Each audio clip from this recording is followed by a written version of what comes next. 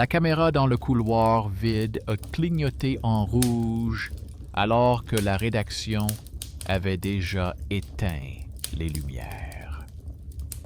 Le réalisateur de service a appuyé sur l'interrupteur.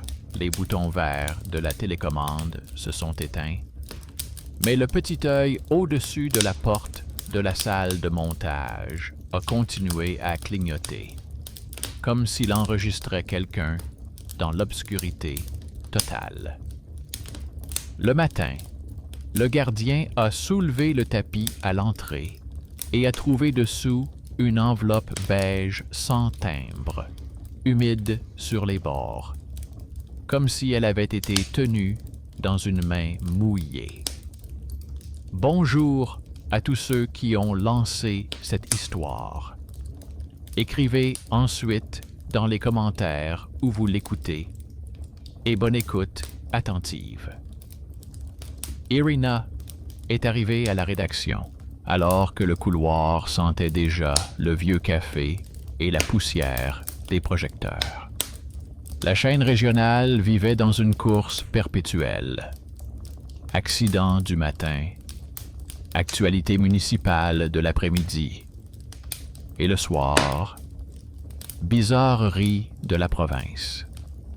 Irina était spécialisée dans ce genre d'histoire, car son contrat et le crédit pour son petit appartement en dépendaient. Son neveu, qu'elle avait recueilli après le départ de sa sœur, avait des frais, son grand-père tenait encore le coup, mais avait parfois besoin de médicaments. Elle ne pouvait pas perdre son travail. Une enveloppe beige était posée sur son bureau, au-dessus du bulletin. Le nom de la rédaction et son nom y étaient soigneusement inscrits. La lettre ne figurait pas dans le registre du courrier entrant. Le gardien a dit qu'il l'avait trouvée sous le paillasson le matin et a supposé qu'un des employés de nuit avait simplement oublié de la remettre. Irina l'a quand même ouverte. À l'intérieur se trouvaient des feuilles quadrillées arrachées d'un cahier d'école. L'écriture était différente, mais le ton similaire. Une demande de documenter le miracle. Les gens se présentaient comme des habitants d'un petit village qui ne figurent pas sur les cartes, se plaignaient que les navigateurs les ignoraient, comme s'ils n'existaient pas pour les papiers. Ils écrivaient que des journalistes étaient déjà venus une fois, mais que tout avait été effacé, que les enregistrements avaient disparu et que la situation n'avait fait qu'empirer. À la fin de la lettre, il remerciait Irina pour son ancien reportage sur un autre village où elle avait démêlé la légende de l'eau impure et découvert un système rouillé tout à fait ordinaire. La dernière ligne ressortait. Sous les remerciements figurait un nom qu'elle n'utilisait plus depuis longtemps, le nom de jeune fille de sa mère. Entre parenthèses, il était précisé que l'auteur était un parent par le sang de son défunt grand-père.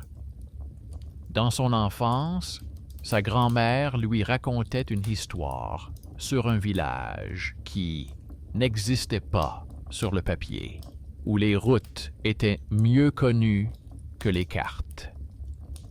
À l'époque, cela lui semblait être une invention pour l'endormir.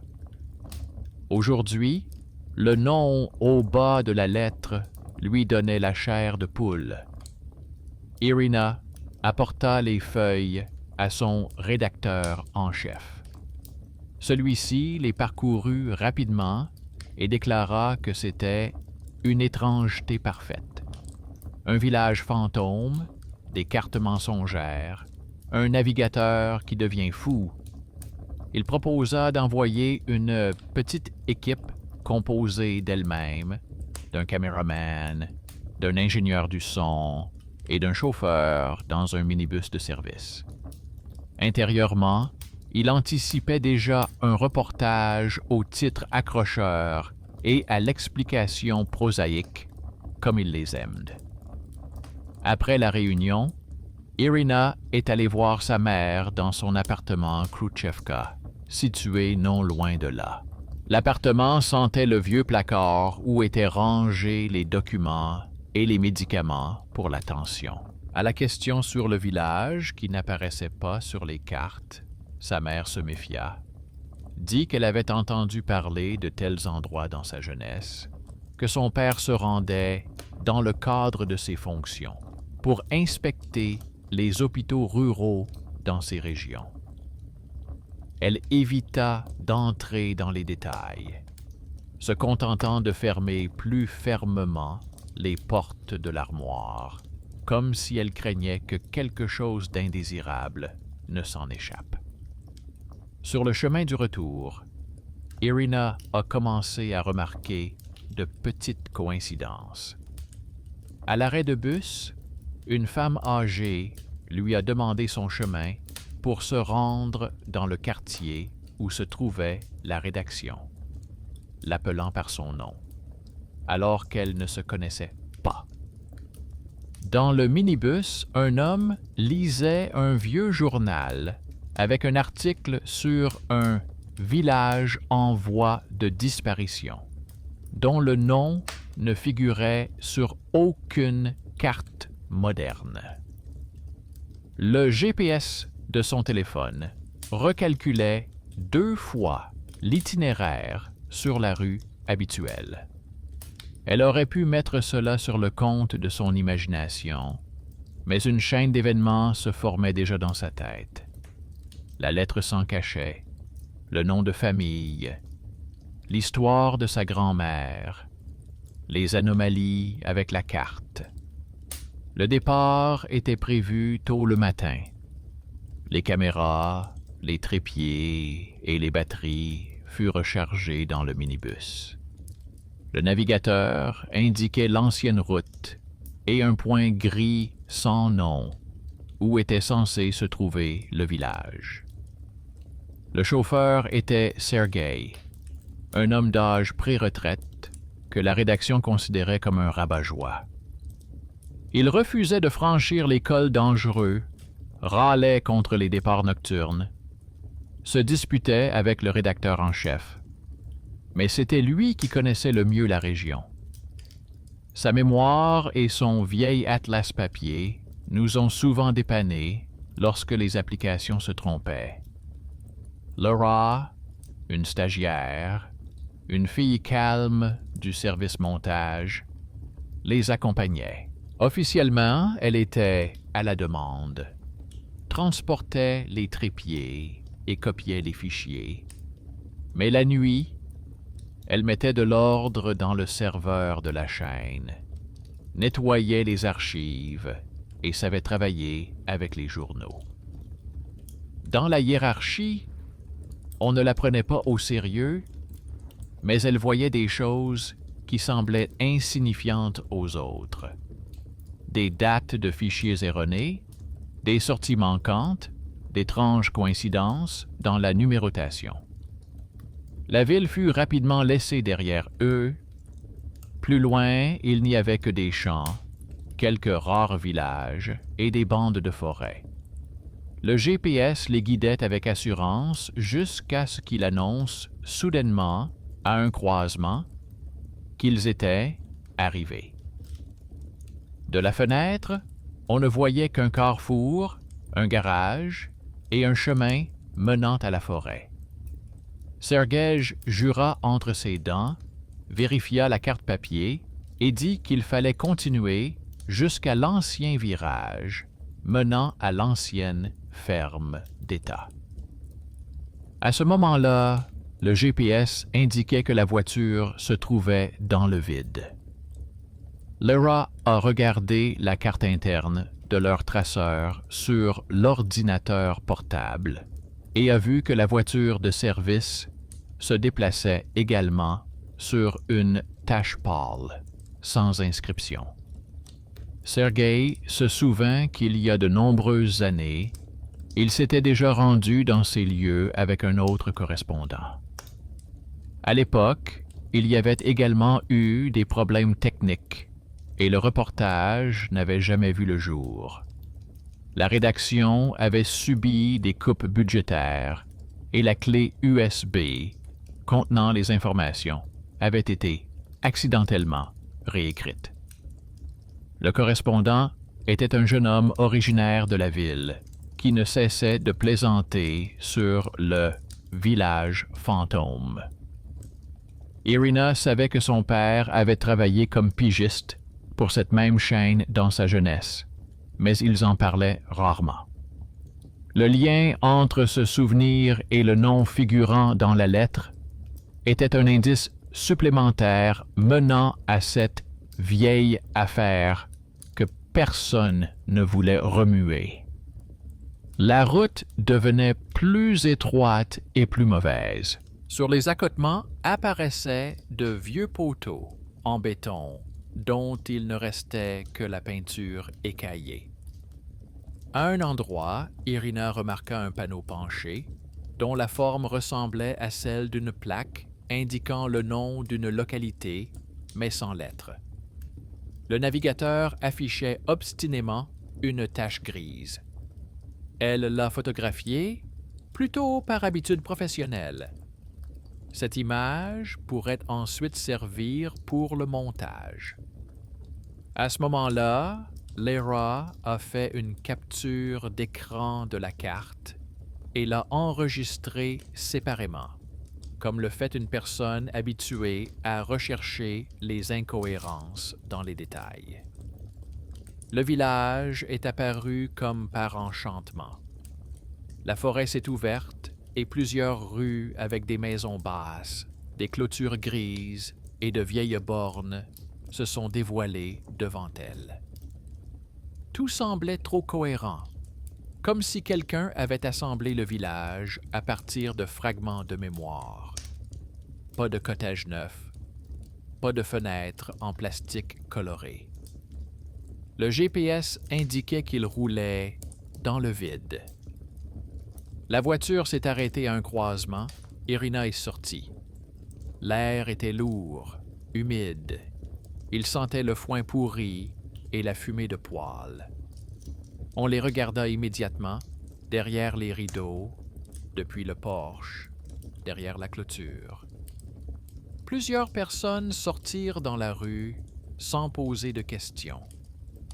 Ils les appelèrent par leur nom, comme s'ils se connaissaient depuis longtemps. Irina par son prénom et son patronyme. Sergei par son prénom, comme un ancien collègue. Lera par son nom complet, qu'elle n'utilisait presque jamais. Irina sentit un frisson la parcourir. Il y avait une explication rationnelle. Ils avaient pu les voir à la télévision, entendre parler d'eux par l'administration locale, reconnaître leur voiture. Mais la vieille femme au foulard sombre, regardant par-dessus ses lunettes, a dit qu'elle se souvenait d'un homme avec le même regard qui était venu ici il y a longtemps avec une caméra et avait promis de montrer quelque chose à la télévision. Il s'agissait de son père, même si personne ne l'avait dit à voix haute. Le caméraman a sorti sa caméra, vérifié la lumière. Le preneur de son a fixé des boucles sur les vêtements. Lera a allumé l'enregistreur. Sergei est allé à la voiture, comme d'habitude, pour vérifier le niveau d'essence et les pneus. Seul un détail trahissait le fait que ce qui se passait ne correspondait pas tout à fait à une journée de travail habituelle. Le navigateur sur le tableau de bord, même lorsque la voiture était à l'arrêt, avançait lentement, traçant une ligne dans le champ gris, comme si la voiture continuait à rouler vers nulle part, au-delà du village, au-delà de ce que les cartes sont prêtes à reconnaître comme existant. Sergei, remarquant le mouvement du curseur, couvrit l'écran de sa main, comme pour le protéger des regards indiscrets. Il dit que le navigateur fonctionnait probablement mal à cause d'un mauvais signal et proposa de l'éteindre pour ne pas être distrait. Irina accepta, même si elle comprenait que ce dysfonctionnement avait un sens qu'il ne voulait pas examiner pour l'instant. Elle décida qu'elle aurait le temps plus tard de noter cette anomalie. La clé USB dans la caméra, l'enregistreur chez Lyra, le journal de bord sur le serveur de la rédaction, le journal papier des déplacements que Sergei tenait consciencieusement depuis de nombreuses années. Il y avait suffisamment de documents pour les comparer ensuite avec l'image. Le tournage a commencé comme d'habitude. Le caméraman a installé la caméra sur un trépied à un carrefour et a filmé un plan général du village. Des maisons basses, une fine fumée au-dessus des toits, des gens qui ne s'approchaient pas, mais ne se cachaient pas. Irina marchait dans la rue, prononçait l'introduction et les commentaires. Elle a expliqué que le village n'était pas indiqué sur les cartes accessibles au public, que les habitants se plaignaient de la disparition des traces officielles, que les navigateurs les conduisaient obstinément ailleurs. Dans chaque plan, elle s'efforçait de garder des détails de la vie quotidienne. Une colonne rouillée, une affiche décolorée sur le mur d'une grange, une veste d'enfant séchant sur une corde. Les gens acceptaient de discuter brièvement. Un vieil homme, appuyé sur sa canne, racontait que le facteur ne venait plus depuis longtemps, que les lettres étaient apportées par de rares parents venus de la ville, et que les factures d'électricité étaient envoyées au village voisin, d'où elles étaient acheminées vers la bonne maison. Une femme d'âge moyen expliquait que ses enfants étaient partis étudier et ne pouvaient pas se réinscrire, car le village n'existait pas dans la base de données. Une vieille femme en foulard répétait que les autorités les avaient rayés de la carte, mais qu'ils étaient bien vivants. Toutes les histoires avaient le même ton. Les gens ne se plaignaient pas des démons ou des miracles. Ils se plaignaient de l'absence de lignes dans les papiers. Irina a demandé à Lyra de noter l'heure de chaque témoignage. La stagiaire était assise sur le bord de la route avec son ordinateur portable et son bloc-notes, notant à quelle minute de l'enregistrement chaque personne avait parlé de quoi. Elle le faisait comme d'habitude, comme lors du montage. Mais cette fois-ci, elle n'avait pas de fichier à côté d'elle, mais des personnes vivantes. Elle notait où les mots « courrier », « reçu » ou « navigateur » étaient prononcés. Il lui semblait important de vérifier ensuite ces moments avec les journaux du traceur et le temps que le système enregistre pour chaque déplacement professionnel. C'était son travail caché, que personne ne lui avait demandé, mais qu'elle avait pris l'habitude de faire. Pendant le tournage, Sergei s'est mis à discuter avec deux hommes près de la voiture. Il parlait de la route, de l'ancienne autoroute, qui était autrefois considérée comme la principale, puis qui a été officiellement fermée, mais que les gens continuaient à emprunter. L'un des hommes disait qu'auparavant, on voyait souvent des voitures de service ici, puis les flux ont été détournés. Il se souvenait qu'avant les grandes réformes, un homme de la télévision était venu avait promis de régler la question des documents et avait disparu. Sergei découvrait peu à peu des détails qui correspondaient à ses souvenirs longtemps enfouis. La description de la voiture, la caméra sur l'épaule, la manière de parler. Tout convergeait vers une seule personne.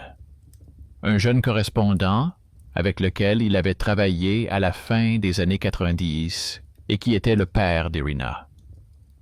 Irina n'en savait rien. Il lui suffisait que la vieille femme au foulard ait répété plusieurs fois qu'elle avait le regard de son père. Cela ressemblait à un étrange compliment, mais un frisson lui parcourut le dos.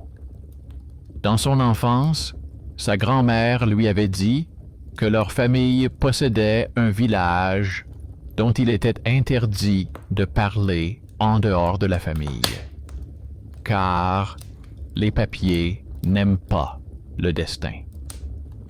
À l'époque, Irina avait considéré cela comme une superstition.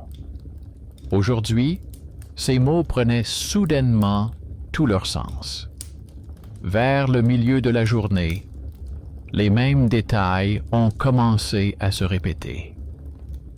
Chaque fois que le caméraman braquait la caméra sur le bâtiment qui, selon les habitants, abritait autrefois l'administration ou le poste de secours, l'image tremblait un instant, comme si la mise au point était décalée.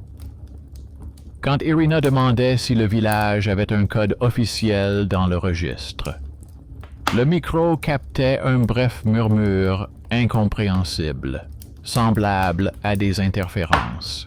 Léra a remarqué qu'à ces moments-là, les voyants de surcharge clignotaient sur le panneau de l'enregistreur, alors qu'il n'y avait pas de bruit fort autour. De temps en temps, cela ressemblait à un dysfonctionnement, mais dans l'ensemble, cela semblait être une régularité. L'un des adolescents qui traînait dans les parages et n'osait pas s'approcher a demandé à voir la caméra. Il était vêtu d'une vieille veste, mais tenait dans ses mains un téléphone plus récent que ce à quoi on aurait pu s'attendre. Irina a donné son accord et le caméraman lui a prudemment laissé regarder l'écran. Le garçon a dit que sur la carte de son téléphone, il n'y avait rien non plus, même s'il avait toujours vécu ici. Il a montré comment le navigateur s'arrêtait sur une tache grise, même s'il se trouvait au milieu de la rue. Il était fier, comme un enfant, que leur village effraie même la carte. Ces paroles ne reflétaient pas un sentiment mystique, mais plutôt une tentative enfantine de donner un sens à ce qui ne fait qu'irriter les adultes. Pendant une courte pause, Irina s'est assise sur le porche d'une des maisons et a sorti la lettre qui les avait amenés ici. Elle a comparé l'écriture de la lettre avec celle des notes que les habitants s'échangeaient entre eux. Une écriture, celle de la famille du côté paternel, correspondait à celle de la vieille femme au foulard lorsqu'elle signait une liste pour le magasin du village. C'était bien le lien caché. La femme qui avait signé la lettre en tant que membre de la famille appartenait effectivement à leur branche. Cela signifiait que l'article sur le miracle n'était pas seulement une demande de sujet, mais aussi une tentative de faire revenir un membre de la famille. Une autre ligne d'observation était moins personnelle.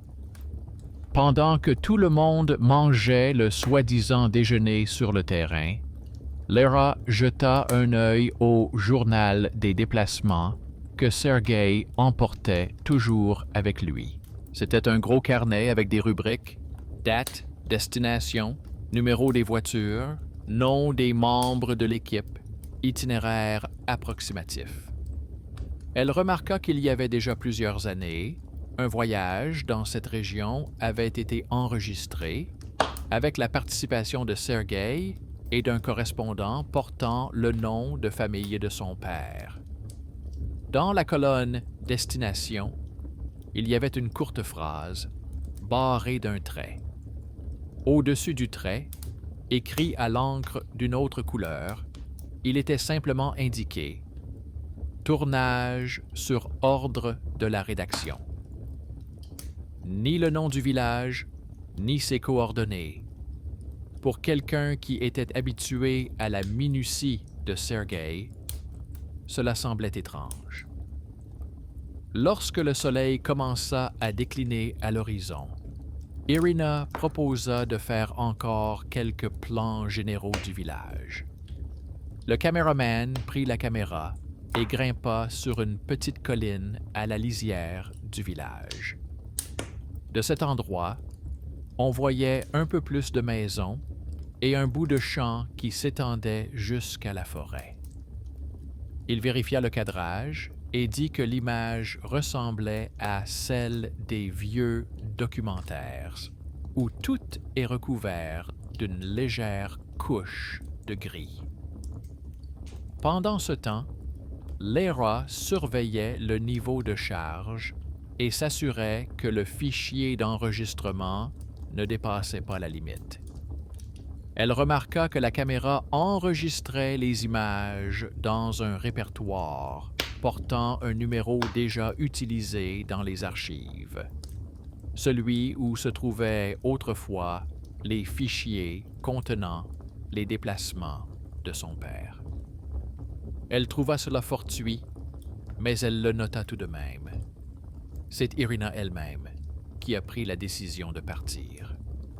Elle sentait que si elle restait jusqu'à la tombée de la nuit, elle commencerait à voir non seulement les gens et les maisons, mais aussi toutes les ombres qu'ils avaient apportées ici depuis leurs histoires familiales. Elle a déclaré qu'elle avait suffisamment de matière, des scènes de la vie quotidienne, des émotions, un conflit entre le mythe et les documents. Ils ont remercié les habitants, ont convenu de leur envoyer un lien lorsque le reportage serait diffusé, et leur ont demandé, si possible, de leur fournir tous les anciens documents dont ils disposaient. Anciennes factures, lettres, reçus. La vieille femme au foulard a alors fait quelque chose à quoi Irina ne s'attendait pas. Elle est rentrée dans la maison et est revenue avec un mince dossier attaché par un vieux ruban. À l'intérieur se trouvaient des papiers jaunis, des lettres avec des cachets municipaux, des coupures de journaux locaux, des reçus périmés portant le nom d'un village qui ne figurait pas dans les bases de données actuelles. Entre eux se trouvait une petite photo en noir et blanc. Un jeune homme avec un appareil photo sur l'épaule. À côté de lui, le même carrefour, mais avec des maisons moins penchées. Au dos, le nom de son père et la date étaient inscrits d'une écriture étrange. Irina sentit ses jambes se dérober sous elle. La vieille femme raconta que lorsque cet homme était parti, aucune émission n'avait été diffusée et que quelques années plus tard, le bureau de poste local avait fermé et le village avait commencé à disparaître de la liste. Pour elle, cela semblait être la conséquence directe de cette histoire qui n'avait pas abouti. Irina demanda poliment de lui laisser les photos et les copies des reçus pour le moment, promettant de les lui rendre ou de lui envoyer des copies numérisées. La vieille femme accepta, disant que peu de jeunes savaient encore lire et que ces papiers ne lui étaient d'aucune utilité. Il y avait là la confiance simple d'une personne qui ne croient pas au miracle, mais qui espèrent que quelqu'un enregistrera leur existence, au moins ailleurs. Sur le chemin vers la voiture, Irina serrait le dossier comme s'il ne contenait pas quelques feuilles, mais quelque chose de beaucoup plus lourd. Sergei voyait bien qu'elle avait du mal, mais il ne lui posa pas de questions. C'était quelqu'un qui mesurait ses erreurs au nombre de tours de volant et qui comprenait qu'il valait parfois mieux laisser les gens arriver eux-mêmes à la bonne conclusion. Laura, au contraire, regardait le dossier avec les yeux de quelqu'un qui travaille dans les archives. Il était clair pour elle que ces papiers étaient la seule chose qui reliait le village au monde extérieur, à part leur visite d'aujourd'hui. Elle réfléchissait déjà à la manière dont elle allait scanner chaque reçu, conserver chaque cachet dans un dossier séparé, puis les comparer avec ce que la base de données de la rédaction allait fournir. Quand ils montèrent dans la voiture, le soleil se couchait déjà. Sergei a démarré le moteur et allumé les phares. Par habitude, Laura a cliqué sur le traceur de son ordinateur portable pour s'assurer que la voiture était à nouveau marquée sur la carte. Et elle a remarqué quelque chose d'étrange. Le système continuait à tracer l'itinéraire.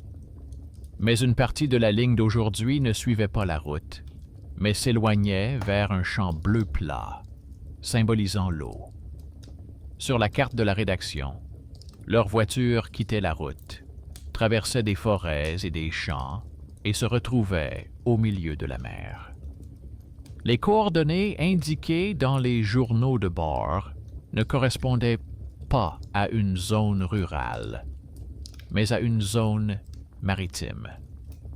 Elle l'a montré à Sergei et Irina. Sergei a réagi le premier. Il a dit que quelqu'un avait probablement mal configuré le système et qu'il avait depuis longtemps signalé à ses supérieurs que le traceur devait être entretenu.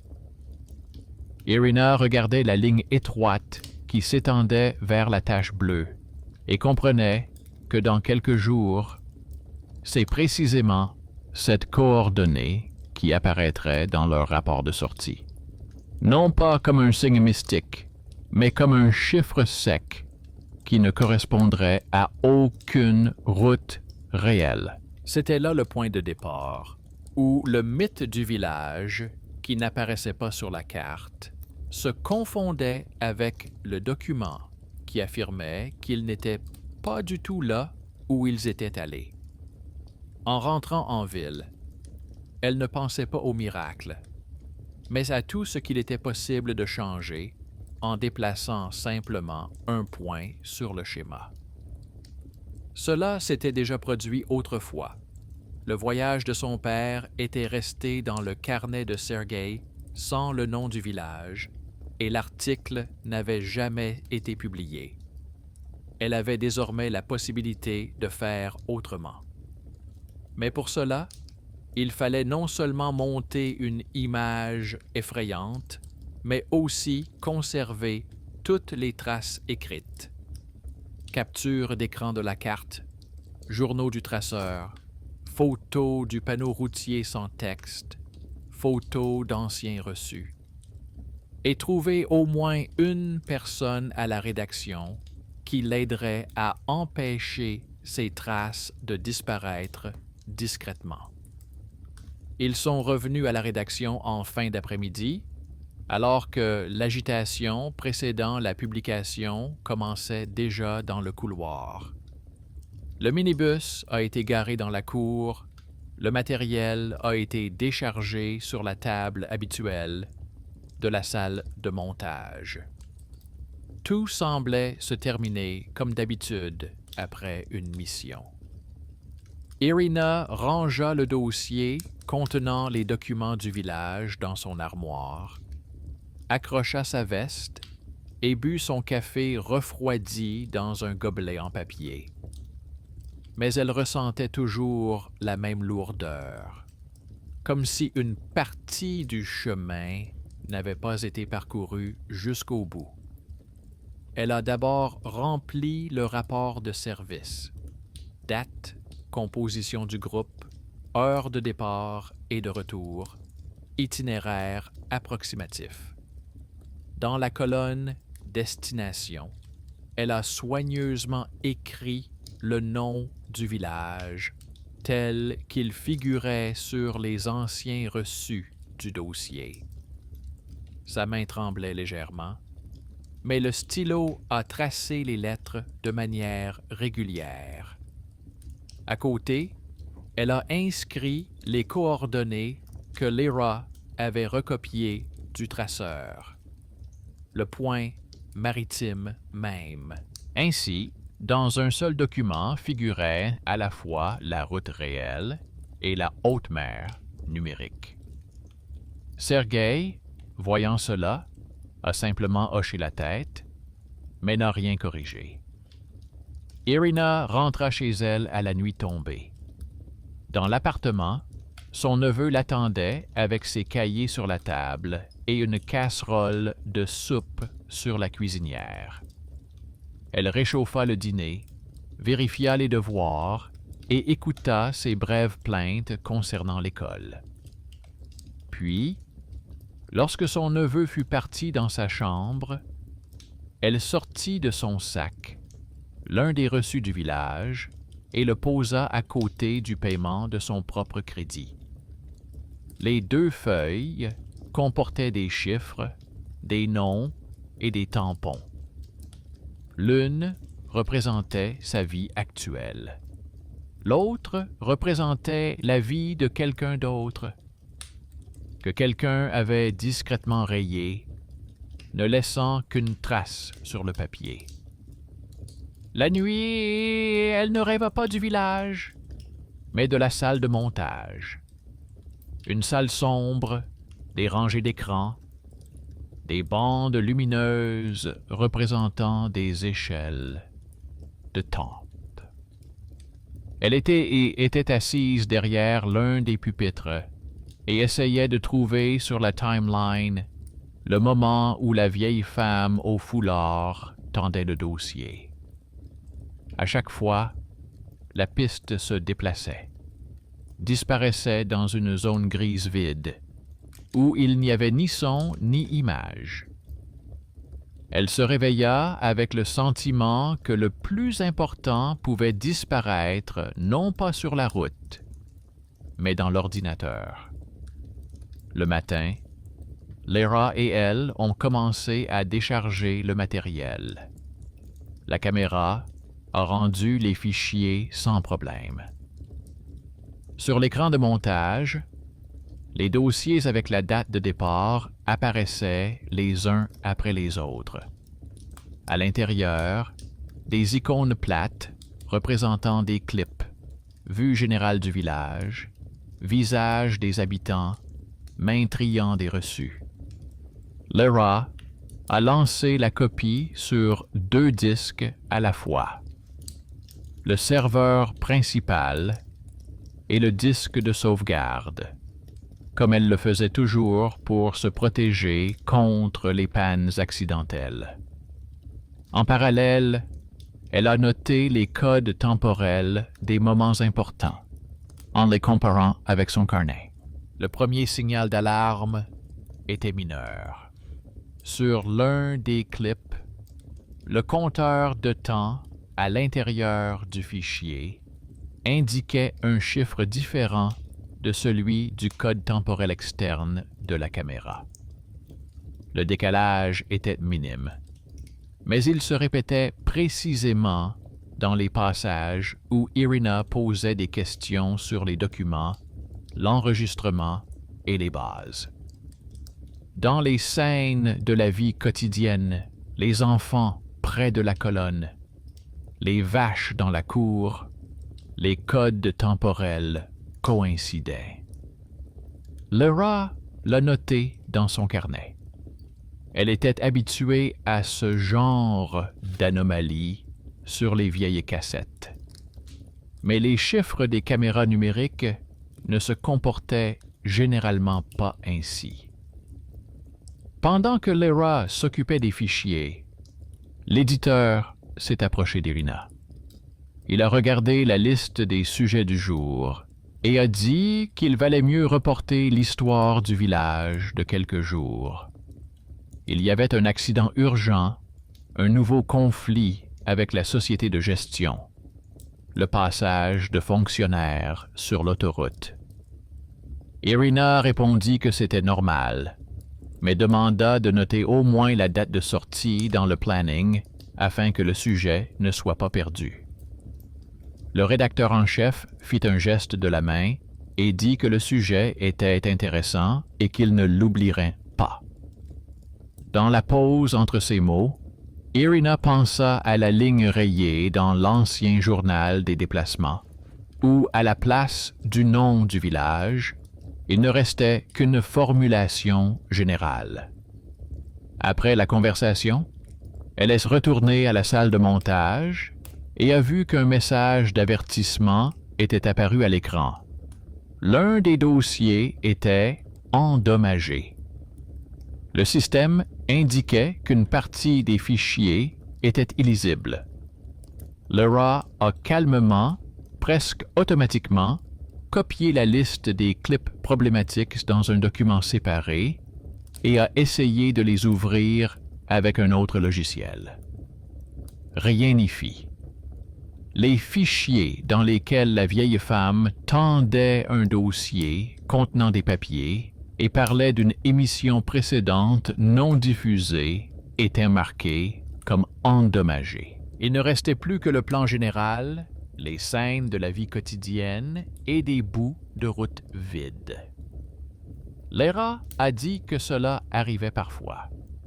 Les clés USB tombent en panne. Les caméras enregistrent avec des erreurs.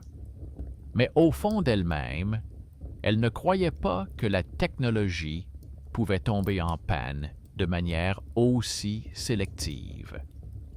Elle a retiré la clé USB de la caméra et l'a connectée directement à son ordinateur portable. Il n'y avait aucun fichier dessus, seulement un dossier vide avec la date du jour. Ni vidéo, ni journaux de service. C'était comme si la technologie était passée par le village, mais n'avait officiellement rien enregistré. À ce moment-là, Irina a pris une décision qui a véritablement fait dégénérer la situation. Elle a sorti de son sac à dos son propre disque dur externe, une vieille habitude qui remontait à l'époque où les reportages pouvaient disparaître pour des raisons politiques. Elle a demandé à Lyra d'y transférer tout ce qui restait, y compris les fichiers que le système considérait comme endommagés, ainsi que les captures d'écran, des cartes et du traceur. Lyra n'a pas protesté. Elle considérait les données de la même manière que Sergei considérait les itinéraires. Une copie supplémentaire ne faisait jamais de mal. Ils ont créé un dossier sur le disque dur avec un nom neutre, sans mentionner le village. C'était une petite infraction au règlement interne, selon lequel tout le matériel devait être conservé uniquement sur des supports éditoriaux. Dans l'après-midi, un membre du service technique est arrivé à la rédaction. Il était responsable des serveurs et ne communiquait généralement qu'avec la direction. Cette fois-ci, on l'avait appelé parce qu'une erreur était apparue sur l'un des disques. Il s'est connecté au système et a consulté les journaux. Il a déclaré qu'au moment de la copie des fichiers du village, il y avait eu de brèves coupures de courant, que le serveur avait réussi à passer sur l'alimentation de secours, mais que plusieurs enregistrements avait pu être endommagé. Il a conseillé de ne plus télécharger de données pendant les pics de charge à l'avenir. Pour lui, il s'agissait d'une simple remarque technique. Pour eux, c'était un élément supplémentaire qui venait s'ajouter au tableau. Le matériel avait trébuché au moment même où il tentait de confirmer l'existence d'un lieu qui n'apparaissait pas sur la carte. Ce technicien était-elle un homme de petite taille, âgé d'une quarantaine d'années, que l'on ne remarquait généralement pas dans les couloirs. On faisait appel à lui lorsque les stations de montage tombaient en panne, mais on ne se souvenait de lui qu'en cas d'accident. Lyra le connaissait un peu mieux. C'était lui qui l'avait aidé un jour à récupérer une vieille archive que l'on croyait perdue à jamais. Il lui avait alors montré comment récupérer des fichiers à partir de copies cachées et de journaux de sauvegarde dont même l'éditeur ignorait l'existence. En parcourant les journaux, il remarqua que des fragments de clips endommagés avaient tout de même été conservés dans le système de sauvegarde. Il dit qu'il était possible d'essayer de les rassembler manuellement, mais que cela prendrait du temps et demanderait de la minutie. Pour les rapports officiels, c'était superflu.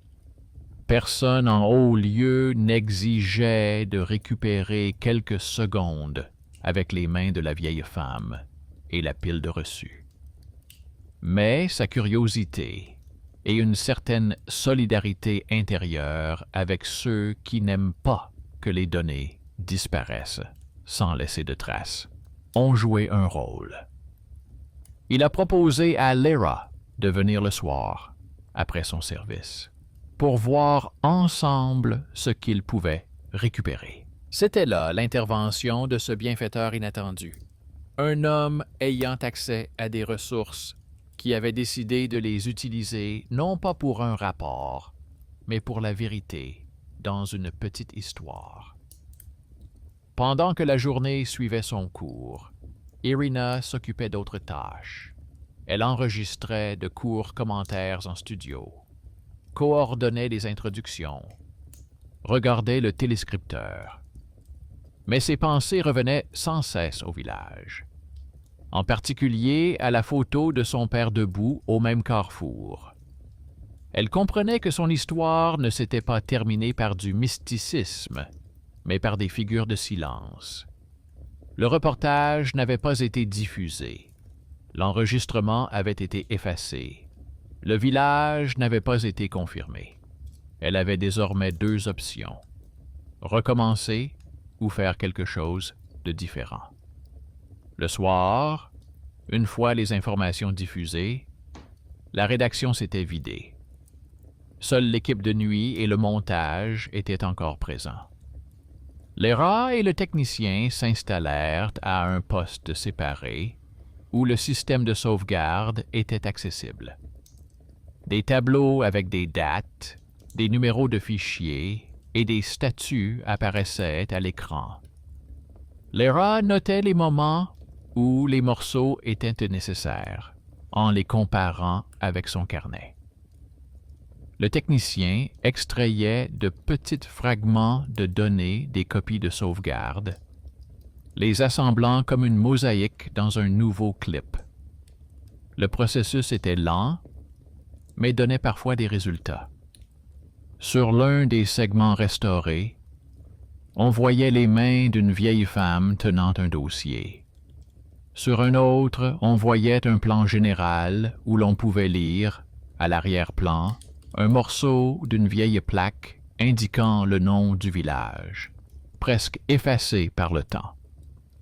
Il n'y avait presque pas de son, seulement un léger bruissement.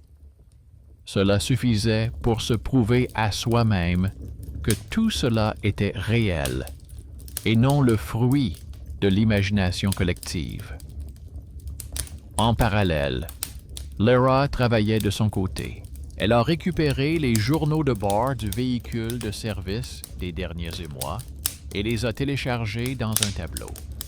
Elle a comparé les itinéraires des trajets habituels avec leurs trajets d'aujourd'hui. Tous les autres trajets correspondaient à des routes réelles.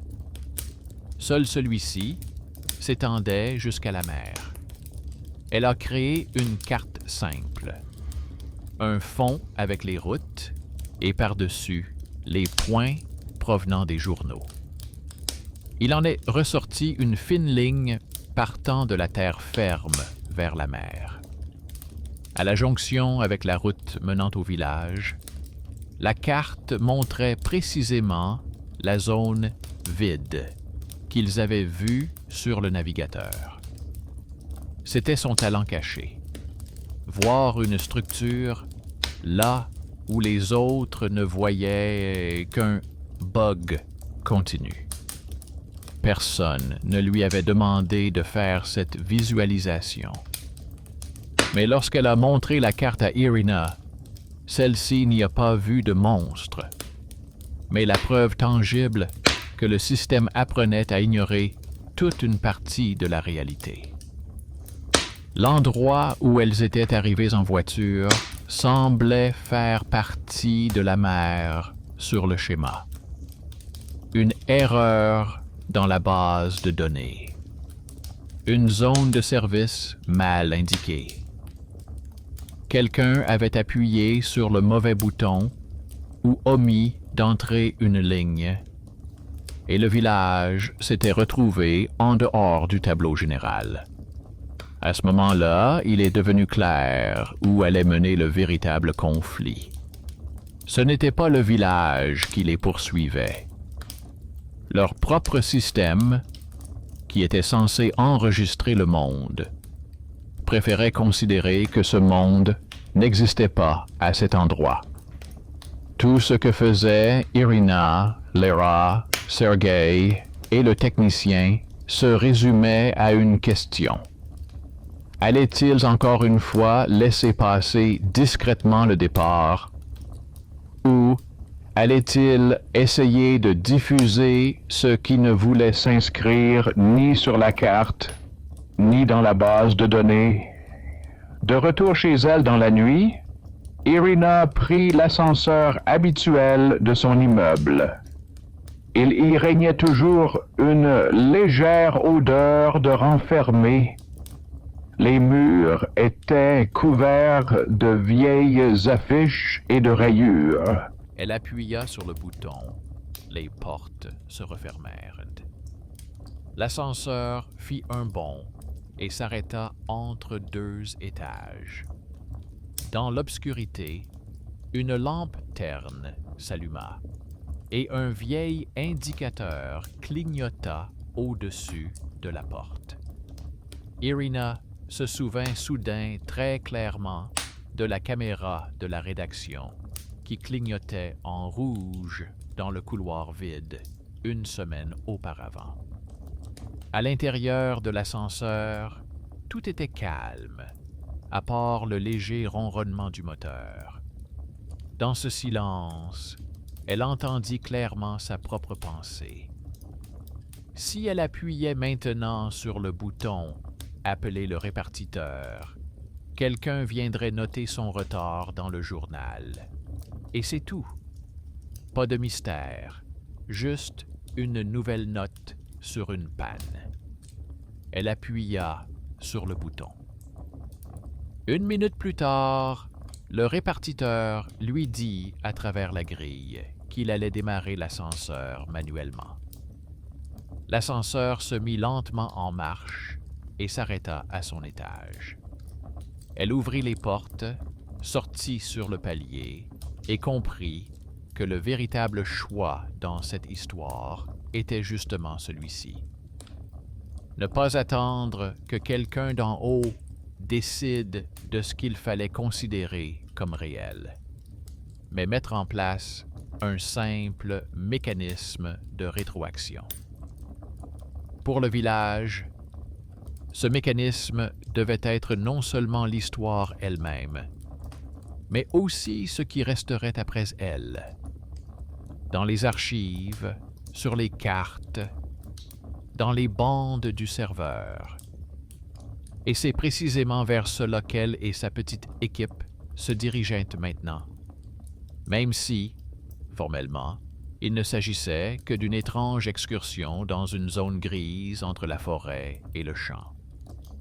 La préparation du scénario a pris plusieurs jours, ce qui, selon les normes de la rédaction, était presque une éternité.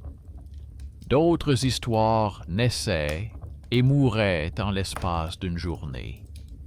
Une rupture de canalisation, des files d'attente à la clinique, un nouveau tarif.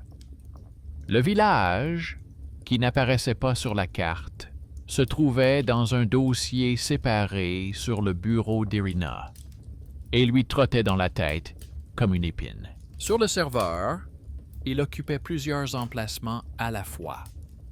Dans le répertoire principal, dans une copie cachée, sur le disque externe dans son sac à dos et sur le support de sauvegarde de Lyra. Irina a écrit le texte en une soirée.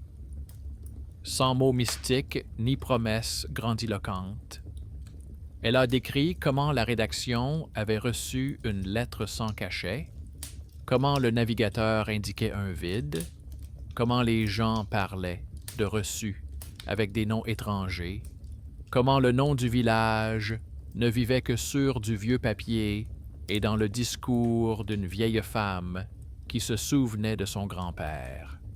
Elle a choisi un titre prudent, sans les mots « fantôme » et « maudit », quelque chose comme « le village qui n'existe pas dans la base de données ».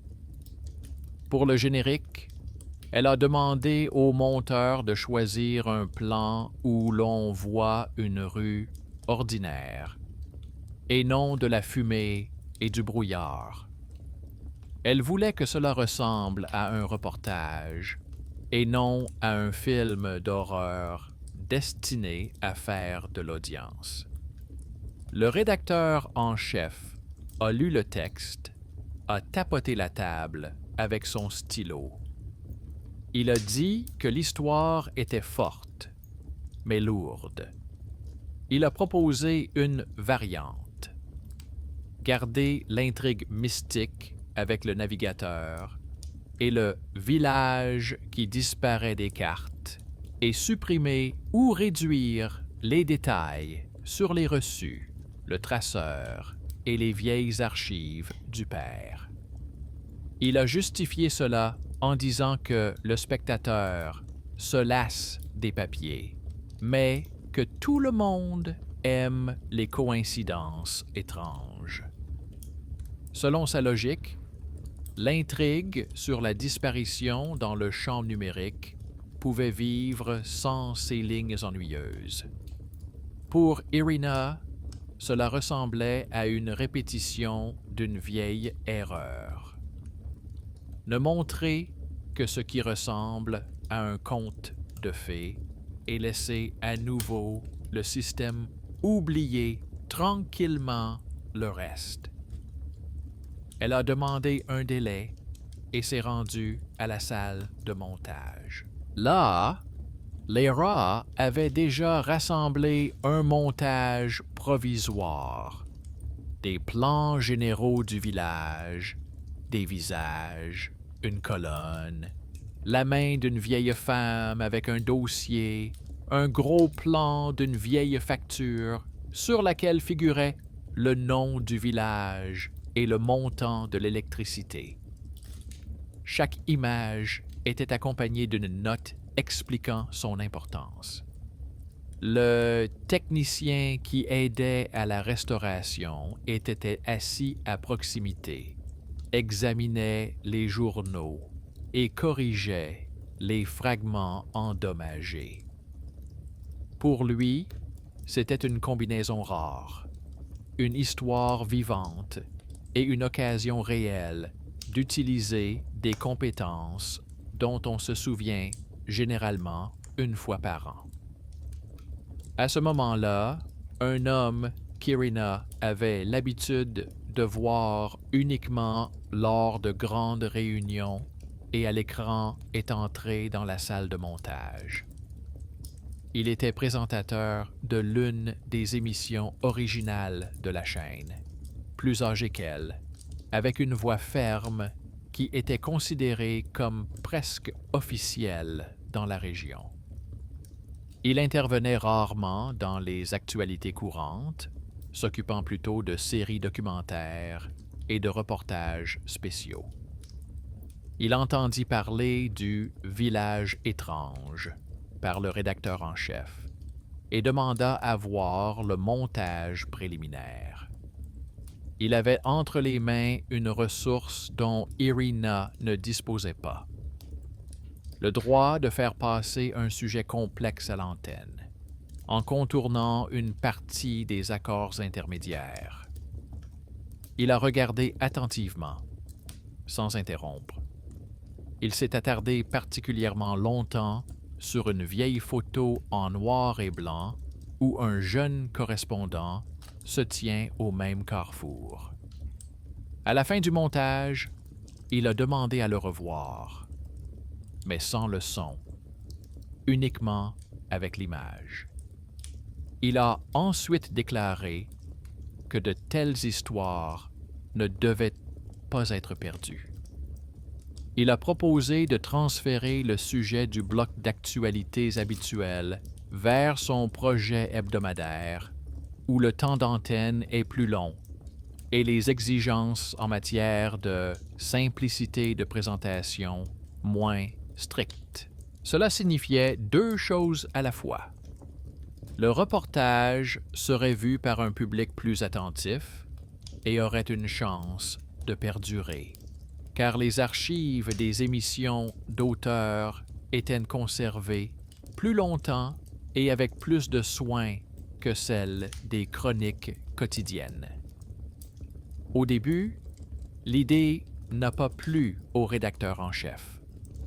Dans les actualités, il pouvait disposer du matériel à sa guise. Accentuer le côté sombre, couper des détails, changer les accents. Dans le projet d'auteur, le texte et le montage restaient entre les mains du présentateur. Mais il était difficile de refuser directement. Celui-ci était le visage de la chaîne. Son projet apportait une audience stable et remplissait la norme en matière de thèmes socialement importants. Après une brève discussion, la décision fut prise. Une partie du matériel serait diffusée dans le prochain journal télévisé sous forme d'annonce et le reportage complet serait diffusé dans l'émission de l'auteur une semaine plus tard. Ainsi, le village qui n'existait pas sur la carte a gagné un autre point. Un temps d'antenne inscrit dans la grille des programmes. Irina ressentit un soulagement et une nouvelle inquiétude. Un soulagement, car le sujet bénéficiait désormais d'un soutien supplémentaire. Une inquiétude, car une semaine dans les conditions de la rédaction représentait une éternité, pendant laquelle les priorités pouvaient changer, de nouvelles exigences pouvaient apparaître, le serveur pouvait tomber en panne. Elle demanda un autre service au technicien. Celui-ci a configuré une sauvegarde automatique de leur montage sur un serveur d'archivage séparé, où l'on stockait habituellement uniquement les programmes finis. Formellement, cela ressemblait à la préparation d'un projet d'auteur pour la diffusion, mais en réalité, il s'agissait d'une protection supplémentaire contre la disparition. Toute la semaine, Irina a vécu comme si elle travaillait en double équipe. Le jour, elle réalisait les reportages courants, la nuit, ses pensées la ramenaient au village. Elle téléphonait là-bas par l'intermédiaire de connaissances, car elle n'avait pas de ligne directe et demandait si l'électricité fonctionnait, si quelqu'un de l'administration du district était venu.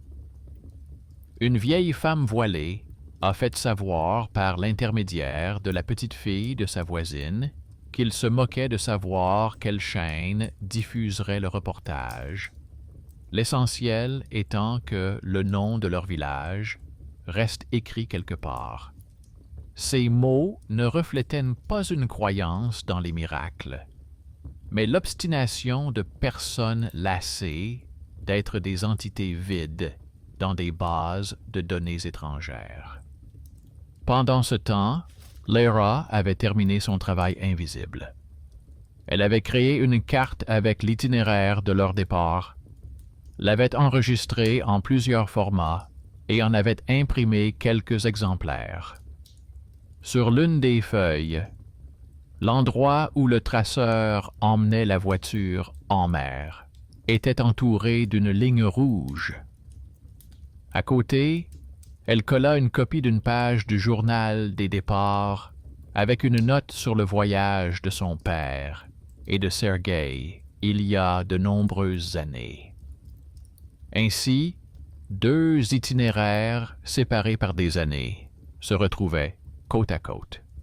Ce lien visuel n'était pas nécessaire pour le spectateur, mais il aidait l'équipe elle-même à comprendre que l'histoire n'avait pas commencé hier.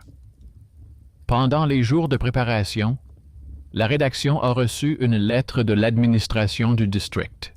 Style officiel, cachet, référence à la nécessité de coordonner les informations concernant les localités.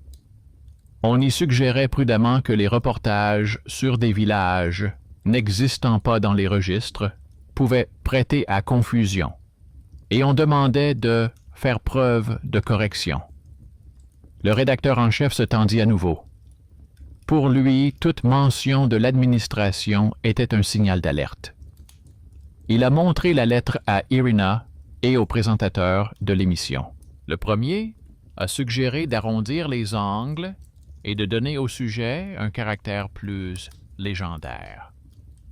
Le second, au contraire, a déclaré que la présence d'un document officiel ne faisait que confirmer que le sujet était d'actualité. Un autre choix s'imposait donc.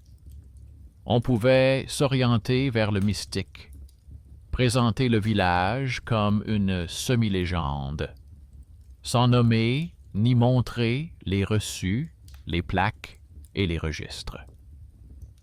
L'administration serait alors satisfaite. On ne parlerait pas directement d'elle. On pouvait insister sur les détails documentaires, au risque de recevoir des appels de la hiérarchie. Irina comprenait que dans le second cas, son contrat ne serait pas facilement renouvelé.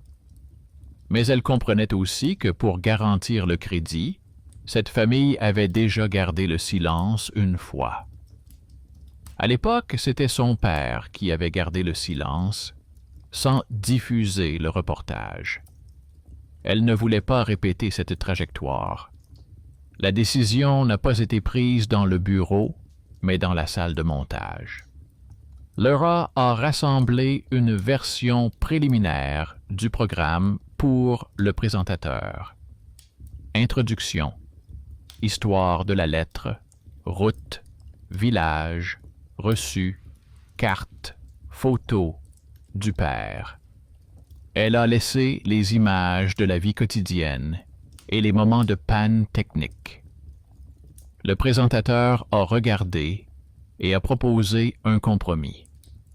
L'histoire des personnes perdues entre les bases serait diffusée avec le nom précis du village et la présentation des anciens et nouveaux documents, mais sans accusation directe à l'encontre des fonctionnaires actuels.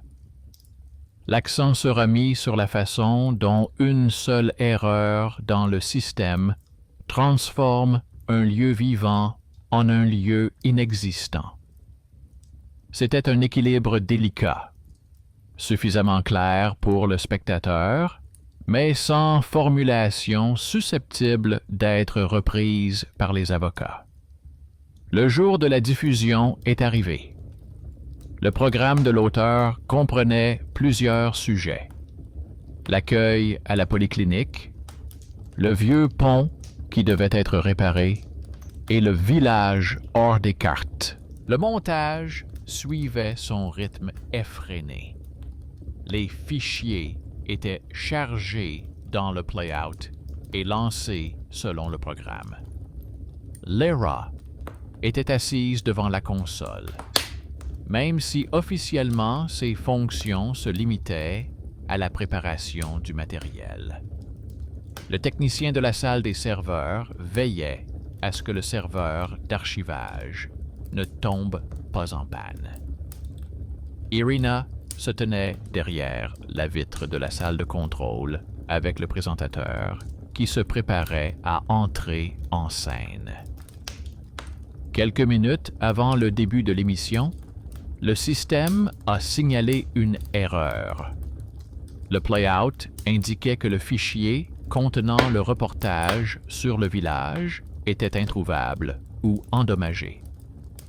Voyant cela, le rédacteur en chef a rapidement proposé de remplacer le sujet par un autre, sur la foire dans le quartier voisin. C'était simple. Il suffisait de glisser-déposer le nouveau matériel dans la cellule appropriée. Irina a senti tout son être se contracter.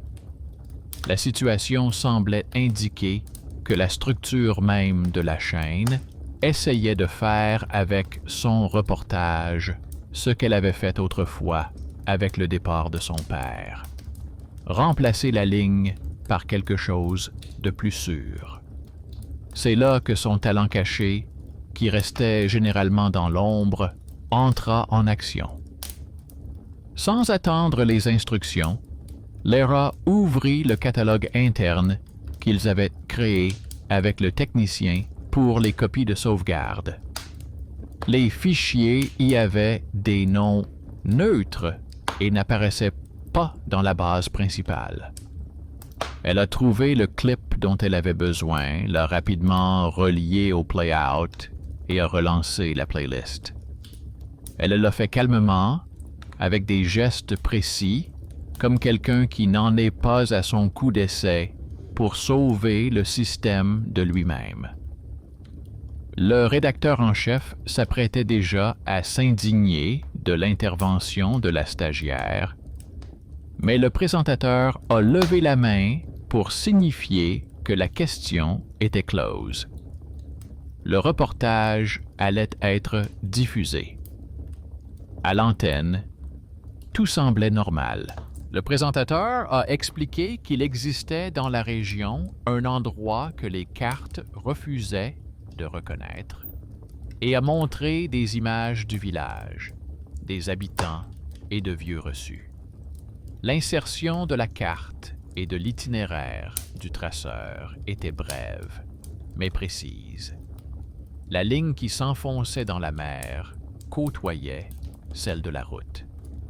La photo du père est apparue brièvement dans le contexte.